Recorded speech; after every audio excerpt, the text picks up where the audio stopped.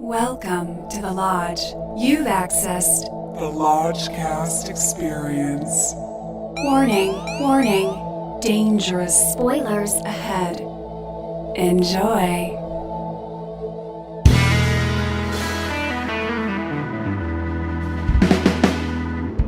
Welcome to Hot Takes. I'm your Lodge Master. With me as always is Brother Bishki. Hello. And Brother Lucas. Hi there. And tonight, oh boy, we have a would-be prestige picture. I guess it's officially prestige. It's prestige. You put on the weight. Yeah, it's prestige. It's called Vice, and it's about Richard Dick Cheney. It's such a confusing name because of that HBO show, right? Am I crazy? Yeah. Like, could you not pick any other title? Vice was a weird because You're my vice. yeah, it wasn't like Dick Cheney was the biggest like hooker banging, coke snorting politician of all Henry times. Kissinger, yeah. Like it's if you call it Vice and it's a guy like that, then it works on a couple levels. But I mean, I guess he's a criminal, so Yeah. Yeah. But yeah, the title is not the most memorable. Yeah, so Christian Bale's going for it. Jake LaMotta chasing that legacy. 100%. Holy shit. I Holy was like, shit! When he starts talking, it takes a minute to sink in when he's doing the penguin talk. Yeah, but he nails it. Oh my god. I mean, it's. I just don't understand why someone would do that to themselves. I mean, he does it so often with The Machinist and then The Dark Knight. You know, I know he puts on weight like you and I change suits, but like, dude, come on. He gets off on it. I know, but like the technology's there where you can wear a fat suit, bro. Don't do that to your metabolism. Don't do that to your heart. Don't do that to your body. That is fucked I'm full up. of respect. I mean, he does everything. I mean, he lives Cheney, like, because it's beyond just the weight he puts on. Oh my god, I'm just like, You really feel like he's lived this haunted life. yeah. I thought all the performances I in terms of positives for the film, Amy Adams, Sam Rockwell, Steve Carell, I thought they all were solid. I mean, Christian Bale, I'd be fine if he wins Best Actor. Wow. For this, like, wow. I don't think he will. He'll get nominated for the weight, but I thought he kind of played it, you know, like very low key, very restrained. You know, kind of reminded me of Gary Oldman's Mr. What was his name in Tinker Tailor? Mr. Patchett or Mr. Pocket? I can't remember. You tell us. But my point is that it was kind of a sleepy one-note performance. He didn't really have much to do, you know? Like, he just kind of whispered everything. And like, that's my main issue with the movie is why are we making a movie about Dick Cheney? Well, originally, he was going to do Ronald Reagan with Will Ferrell until the family said, why are you doing this? And he pussed out. Like, they dropped it like a hot potato and then did this.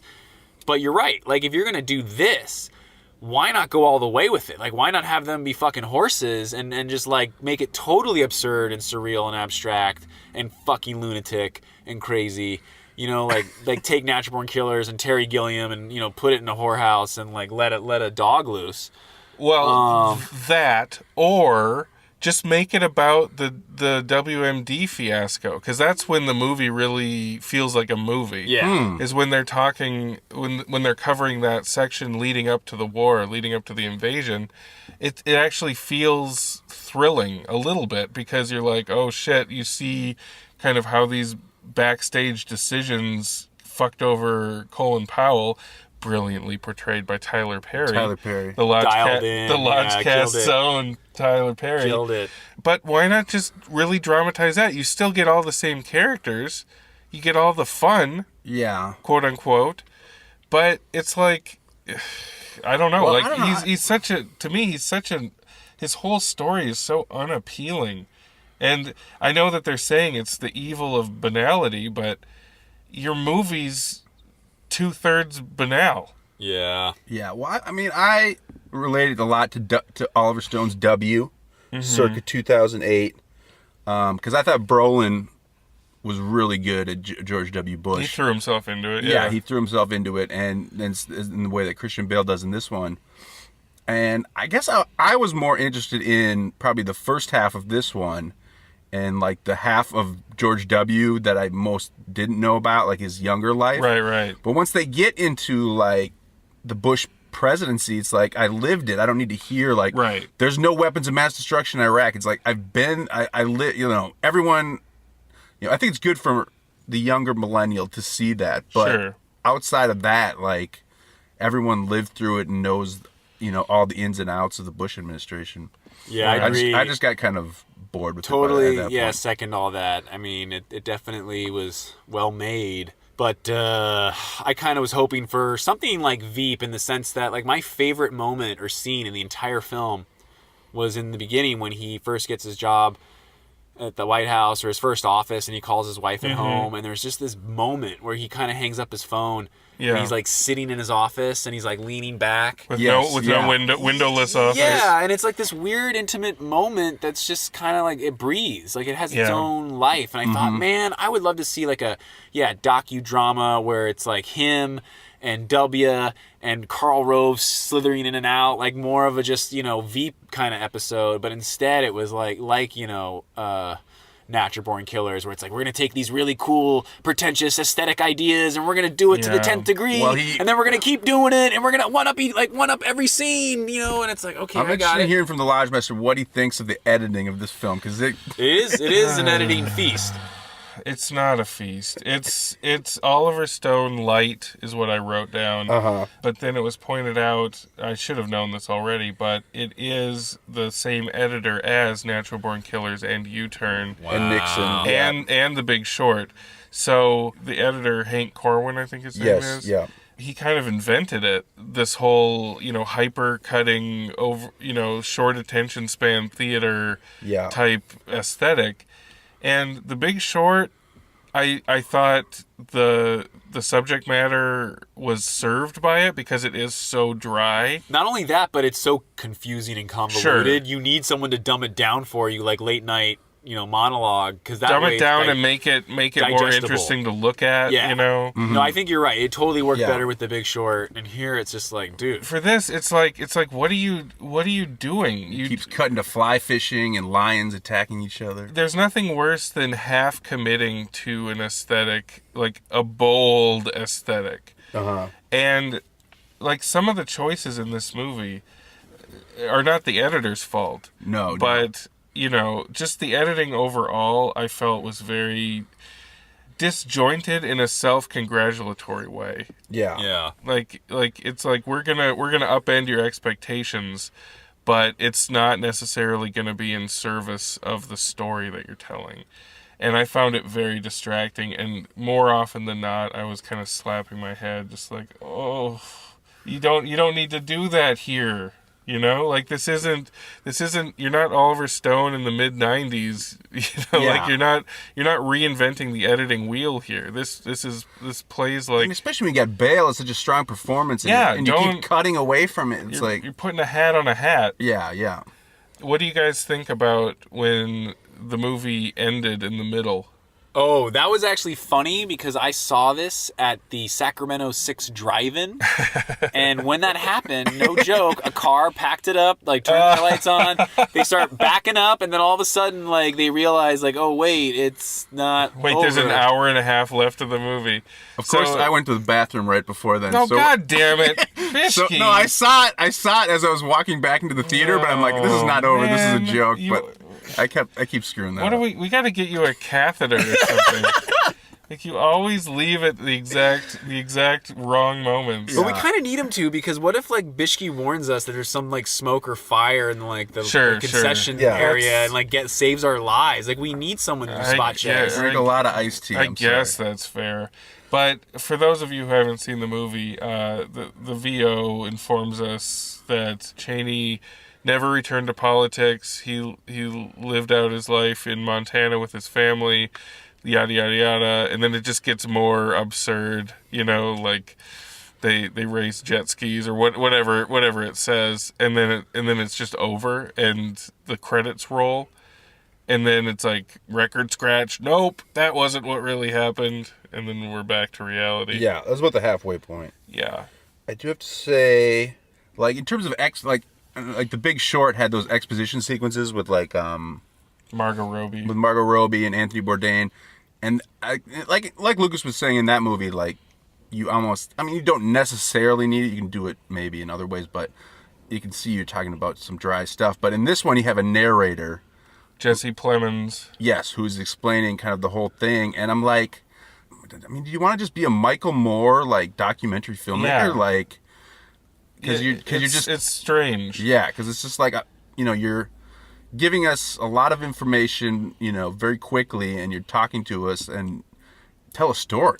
And the Plemons VO is it pays off in the end because you realize who he is. You realize that. But I thought he was like a reporter or something. Right. He knows everything about everything. Right, but he's the guy who ended up giving Cheney his heart that he got a heart transplant from.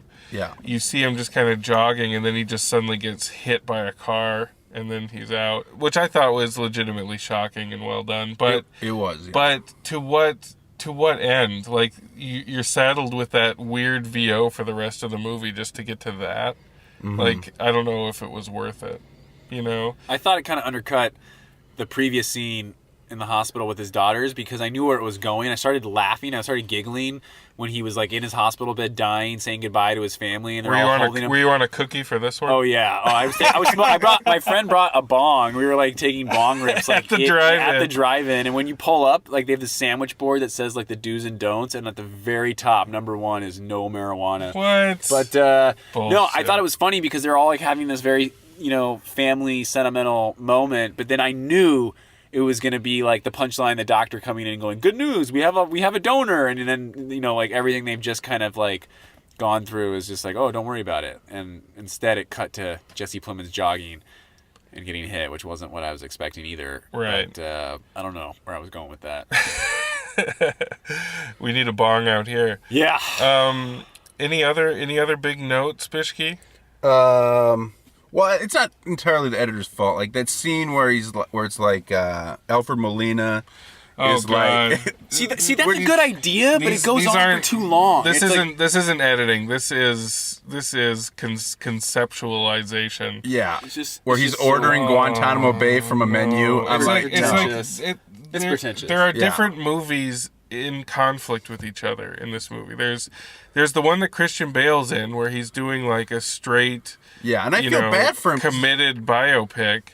Because that's what I think he thought he was getting. And then there's this snarky magical realism bullshit that they throw in. Like when he's trying to decide whether or not to go have a meeting with W about being his vice. And it's like, oh, you thought we were going to have a big Shakespearean dialogue about it? And then they cut to him and his wife having a big Shakespearean dialogue.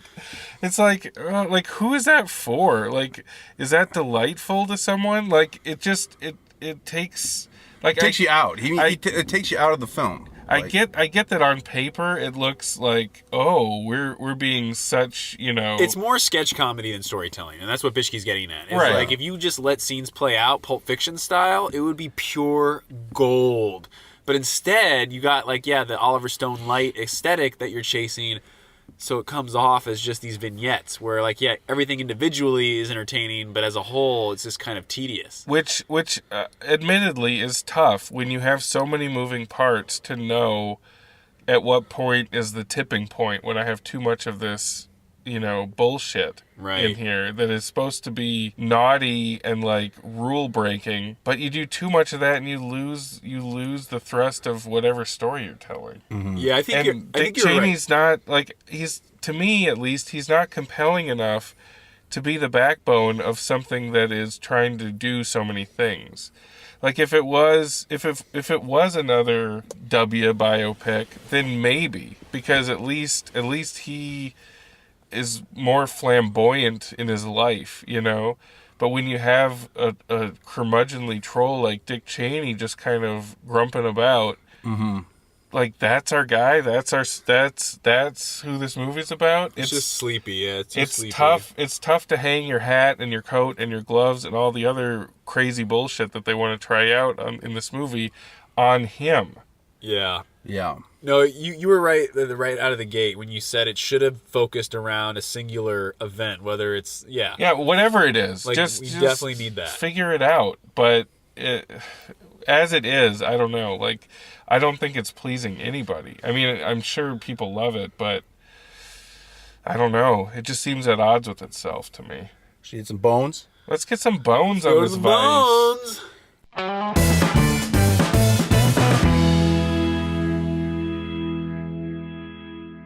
All right, well, we got Adam McKay. He's our de facto Oliver Stone now because we've lost Oliver Stone. I can't really accept that, but okay. Well, he's just he's Oliver Stone light. He's very Oliver Stone light. He maybe should go back to comedy. But him and Oliver Stone's editor Hank Corwin are going wild in the edit phase. Kind of sabotaged one of Christian Bale's best performances, in my opinion. I think so. I think you're right about that. Yeah, man. and like I imagined Christian Bale watching this like for the first time. No, his best performance is American Psycho. No, I didn't say best. I didn't say best. American Oh. Psycho's the best. I just say one of his best. Oh, excuse me. Yeah. I just imagine Christian Bale watching this, the something resembling this final cut for the first time, and just what's his inner monologue? During that, like, because he gave everything. He gave everything, and for that, I'm going to give it 2 bones. Almost all for Christian Bale, because like I think all the performances are pretty good in this movie throughout, but Christian Bale just gave it his all, and I wouldn't be disappointed if Christian Bale won some awards for this. I don't know if he will. We'll find out. You got a Christian Bale thing going. Natalie Portman and Christian I Bale. freaking love Christian Bale. Well, he commits. I love a committed actor, and he always goes there. Yeah. Whether it's Terminator, whatever the fuck, or this, like he's always there, and that's cool. Yeah. Like that, we can't take that for granted in the Hollywood landscape of today. No. Brother Lucas in the back. Yeah, Your drive-through bong ripper. What do you got here? I'm close to Brother Bishke on this one. I do think this is a 2-bone movie if I've ever seen one. But because of Bale's commitment and professionalism and artistry, I have to give it 2.5 because it's technically solid. That's it. That's it. That's all she wrote. Man, I wish I was diverging heavily from you guys. I wish I saw a different movie through these eyes, but it's 2 bones, man. It looked good. It did look good. Yeah. I liked the ambition of it. I liked Christian Bale's performance. I liked Tyler Perry's performance quite a bit, actually. Mm-hmm. Movie should have been about Colin Powell. Any of these characters, I would have probably enjoyed a movie about more than Richard Dick Cheney. So that's a 2 bone for Vice. We'll see what it does around awards time. I don't think people are excited about it. No, it'll get like acting and maybe editing, but I can't imagine it. Hopefully not Ed. I don't. It just sucks. It's like sound designers are probably like, oh, the stuff with the biggest explosions gets awards. It's like, this is the equivalent of that. Like, oh, no, you shouldn't look for the editor's name after a movie, and I was just like, who edited this? right. Should be the invisible hand that keeps everything on the rails. All right. Well, that's Vice, y'all. All right, fam. We're gonna get out this Prius. Love and light to y'all. Love and light. Love and light.